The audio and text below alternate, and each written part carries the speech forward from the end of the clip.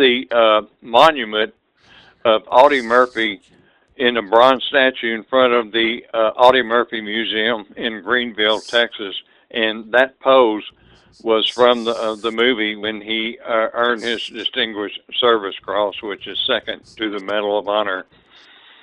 And that's me on the left with some friends and at the monument. And I'll explain how I got interested in Audie Murphy. Um, After I got back from Iwo Jima in 2010, I got all my photographs that I had been taking in Europe and the Pacific, and I decided to write a book. So I got all my pictures in chronological order and just started writing the manuscript.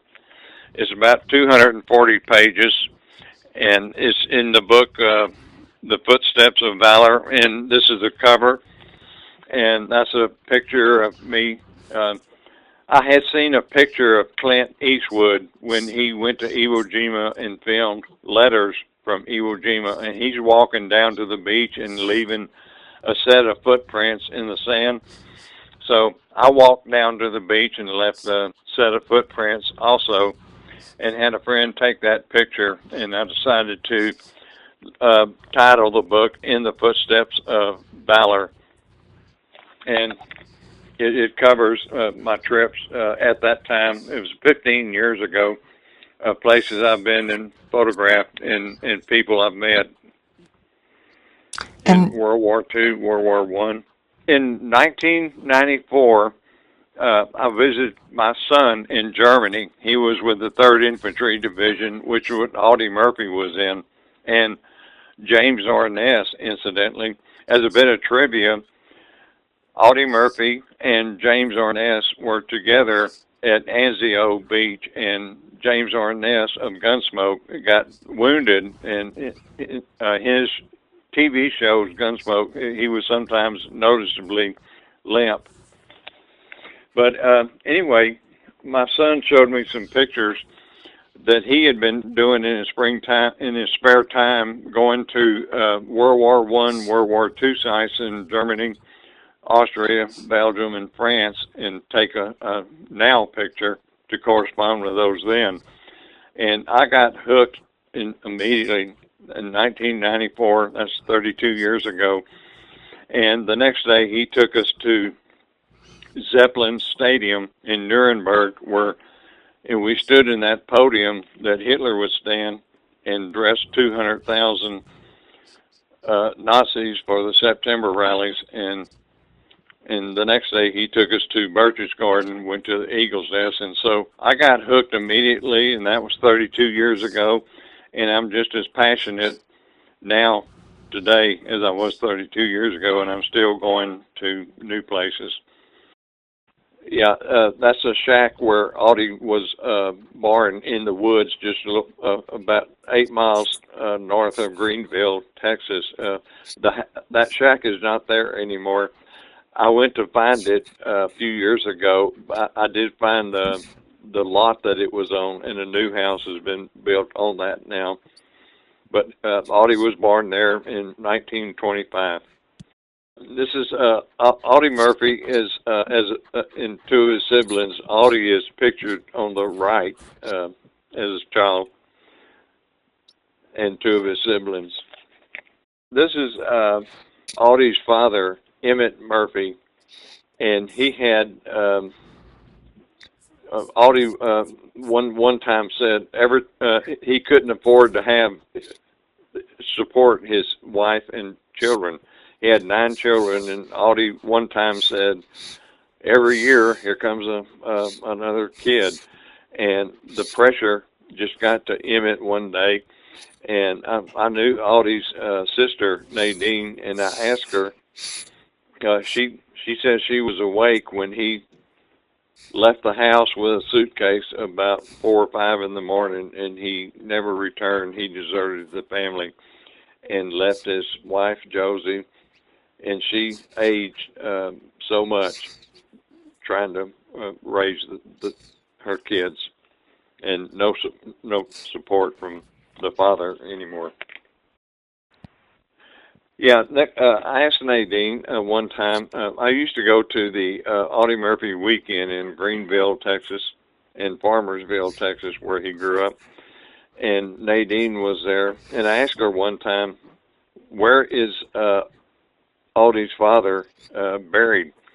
And she said, "Oh, I buried him somewhere around McKinney, Texas." And so I got curious, and I went to the cemetery in McKinney, and I got the plot and everything, the number, and I went to try and find it, and I couldn't find it. I went back to the office. They said, "No, his plot is there." So I went back out, and he, Nadine buried him in an unmarked grave, just a plot of land, and the family was very bitter the way Emmett deserted the family and put so much pressure. So she just buried him in that plot there, no tombstone or name at all. That's Audie's mother, Josie, with some of the children after Emmett deserted. Audie is not in this picture.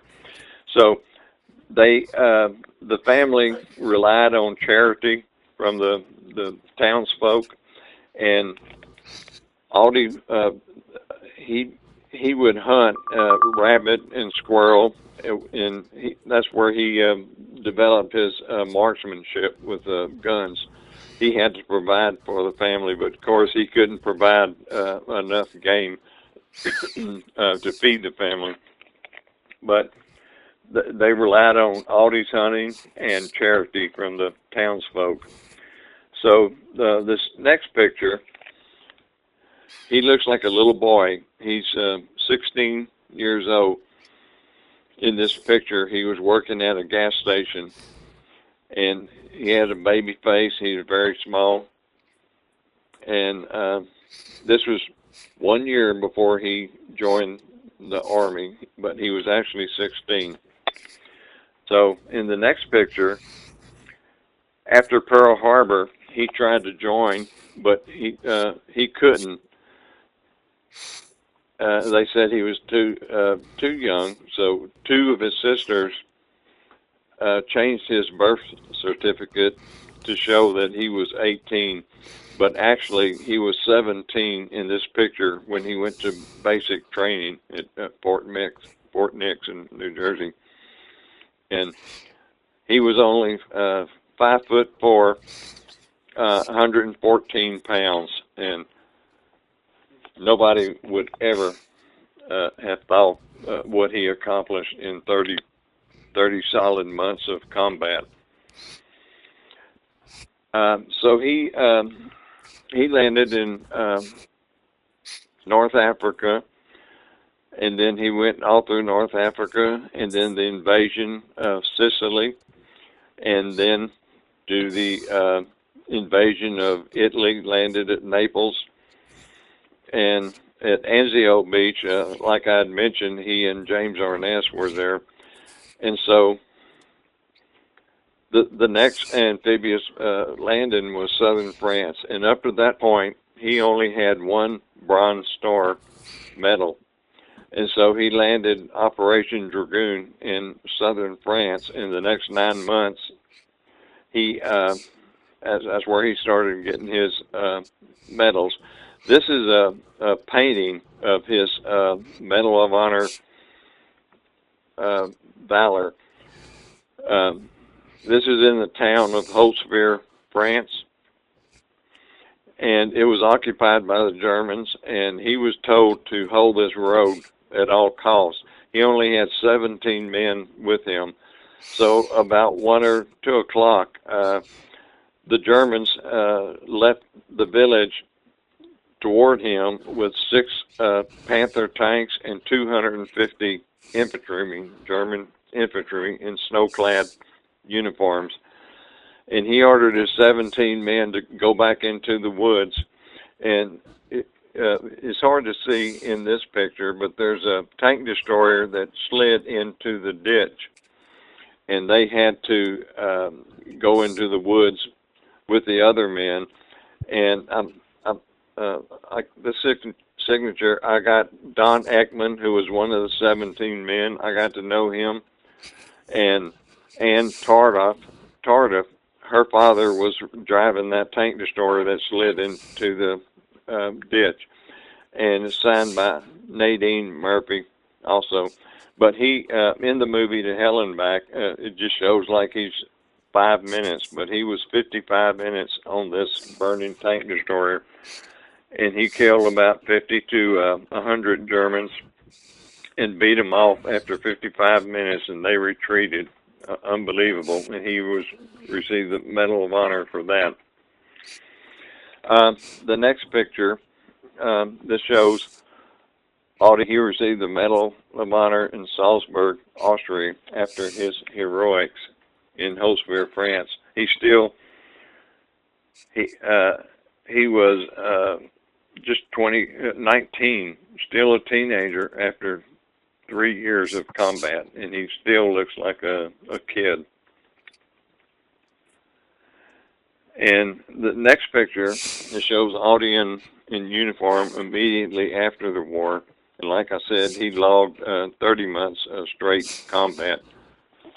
And they finally honored him with a stamp years later, and that's a picture of the stamp. Now, when you go to the Greenville Audie Murphy Museum, this display is featured there. It's all his medals that he earned for valor and other medals, and he became the most decorated combat soldier in American history. And it's quite an impressive display there. So after he came home, he flew into San Antonio. 250,000 people met him in San Antonio. His picture was put on Life magazine in 1945 as the most decorated soldier in history. And I got this magazine, and I got people that you can see signatures from different people that knew him and some movie stars that made movies with him. And I cherish this copy of the July 16th, 1945 Life magazine. So the next picture is when he came to Farmersville. That's the downtown Farmersville. Actually, Farmersville, Texas, and Greenville, Texas, both claim him as their son. But this is a square when he returned as a homecoming, and I met Joanne Jackson. She knew him, and she signed this that I was there, and Nadine, his sister, also signed it below. And so after this, the Army forced Audie to pose for this picture with some of the medals. The medals meant nothing to him. In fact, he threw some away, gave some away, and it was recorded that somebody interviewed him at his house one day, and they saw his Medal of Honor just laying on a dresser.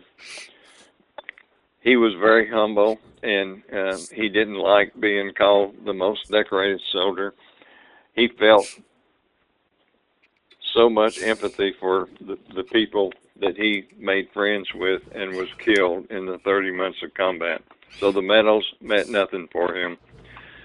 The next picture, actor James Cagney saw Audie's picture on Life magazine, and he contacted him and invited him to come out to Hollywood and live with him and recover and heal from, Audie had PTSD, but that was unknown then, what it was. So he just, for 2 years, Audie just lived on James Cagney's estate and healed from his PTSD. And James Cagney eventually got him into the movies in Hollywood. And he became an actor.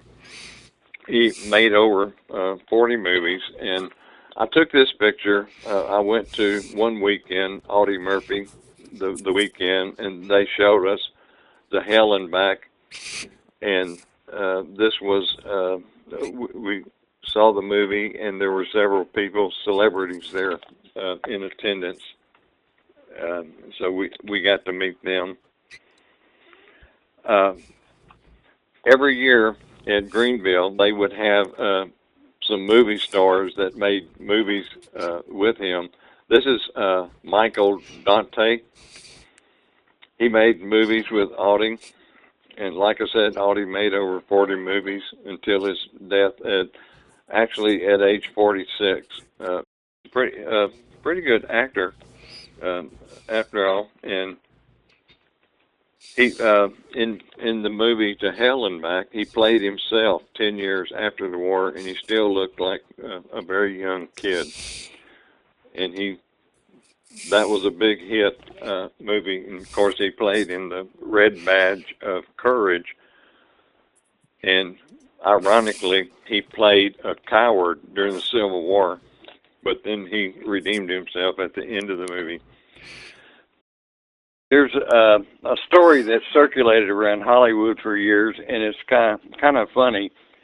All the TV cowboys, they were taught the art of the fast draw, and in my research, Jerry Lewis was the fastest, Sammy Davis Jr. was second, Glenn Ford was third, and Audie Murphy was 5. But Hugh O'Brien, who was White Earp, he often laughed and joked. Brian was able to draw and fire his gun about .7 of a second. O'Brien had been a former Marine and was not only familiar with firearms, but like them, he was friendly with Audie Murphy, who would use some of the same sets for his B Westerns. O'Brien would always challenge him to a duel and brag he could beat him. Audie would always politely decline, but one day O'Brien was like, "Oh, come on, Audie." And Murphy coldly responded, "Okay, let's make it $2,500 and let's use live ammunition." O'Brien never asked him again. And that's a true story. This is one of the my favorite actors that I met. This is Paul Pacherny and his wife. He played with Audie Murphy in To Hell and Back, and he was also one of the 4 Untouchables with Robert Stack, the TV miniseries. He was one of the 4 Untouchables. And that's me posing with Paul. He's a very down-to-earth guy, very entertaining, and he did a nice talk about how much he admired Audie. The next picture, this is a scene from To Hell and Back. That's Audie at the top holding the machine gun, and that's Paul Pacherny. He played Valentino, and I put an arrow pointing to him. And you can see the 3rd Infantry badge on his left arm. Audie was in the 3rd Infantry. So I started leading tours about 2012 every year. And I led tours to Normandy, Paris, Germany, Austria, and Belgium, the Battle of the Bulge. And I added this stop in Hautespère, France, where Audie earned his Medal of Honor, where he jumped on that burning tank destroyer. And this is Patrick Baumann. He built this monument on the spot where Audie Murphy in the woods. And Patrick Baumann is German, but he lives there in Munster, France. His grandfather fought for the Germans in World War I. His father fought for the Germans in World War II. And ironically, he's a big fan of Americans and Audie Murphy so much that he built this monument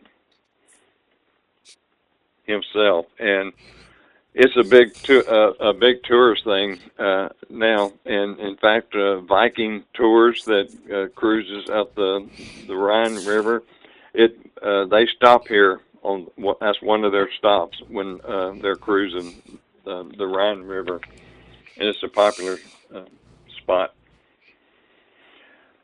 One year, my son and I went there, and I stepped on this tank valve. You can see it bent. It's at the top in the shadow box. Uh, right at, like I said, Audie was 55 minutes on that burning tank destroyer, and it had ammunition on the back. And after he beat the German army back, he jumped off, and a few minutes later, it exploded, and it spewed debris all in the woods. And just about every piece has been found now, but I was fortunate enough to find this tank valve. It was off the M10 tank destroyer that Audie was in, and I got some cartridges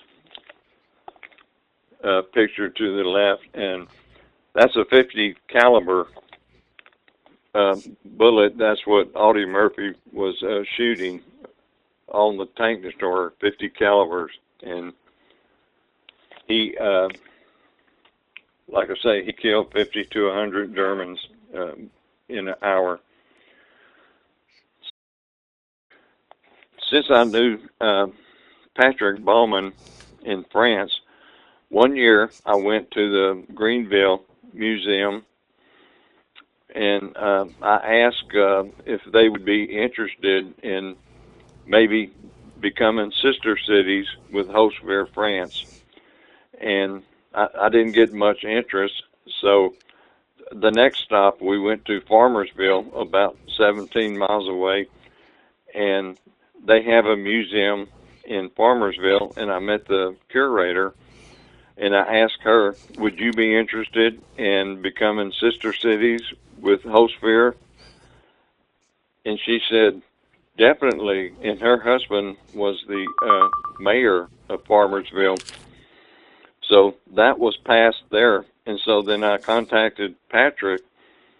He said, yeah, he would love to have Haute-Savoir be sister cities with Farmersville, Texas.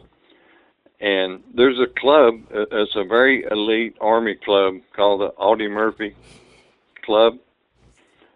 And only about 4% of the Army people receive this medal, and it looks like the Medal of Honor. It's a blue ribbon, and it's around the neck of one of the recipients there. And you can't see it, but he's shaking hands with Nadine. And they had about 7 or 8 of the Audie Murphy Club recipients there in uniform. That is from Fort Hood, Texas. We had an international live video signing. Here I am signing the proclamation in Farmersville, and then Patrick signed it in Haute-Savoir, France. And so this went international. It was live, and we made the two cities sister cities, and that's the mayor of Farmersville sitting down with me, watching me sign it, and that's 3 of the Audie Murphy recipients in the back. That was a great moment for me. This is the proclamation that I signed, and Patrick Baumann signed it, and it's a copy of it. So they are officially sister cities now. I've been to Arlington 2 or 3 times, and I always visit his grave. And you can notice they have a chain link fence there. They try to keep the traffic.